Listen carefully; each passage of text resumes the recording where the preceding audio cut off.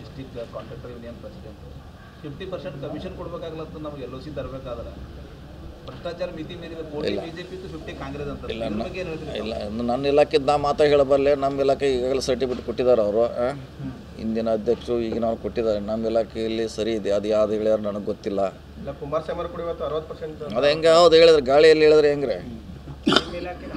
ಕುಮಾರಸ್ವಾಮಿ ಗಾಳಿಯಲ್ಲಿ ಗುಂಡು ಹೊಡಿತಾರೆ ಸರ್. ಕುಮಾರಸ್ವಾಮಿ ಅವ್ರು ಗಾಳಿಯಲ್ಲಿ ಗುಂಡು ಹೊಡಿತಾರೆ. ಅಲ್ಲ, ಗಾಳಿಯಲ್ಲಿ ಗುಂಡು ಹೊಡಿದಲ್ಲ, ಅದಕ್ಕೇನೋ ದಾಖಲೆ ಬೇಕಲ್ಲ, ದಾಖಲೆ ಇವೆ ಅಂತ ಕುಮಾರಸ್ವಾಮಿ ಕೊಡಬೇಕಲ್ಲ. CM ಕಡೆ ಕೊಡಬೇಕು, CM ಇದ್ದಾರೆ.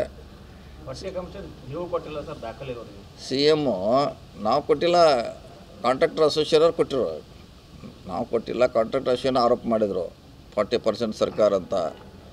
ಪ್ರಧಾನಮಂತ್ರಿಗೆ ಪತ್ರ ಬರೆದಿದ್ರು, ರಾಜ್ಯ ಸರ್ಕಾರಕ್ಕೆ ಪತ್ರ ಬರೆದಿದ್ರು, ಅವ್ರ ಮಂತ್ರಿಗಳಿಗೆ ಬರೆದಿದ್ರು.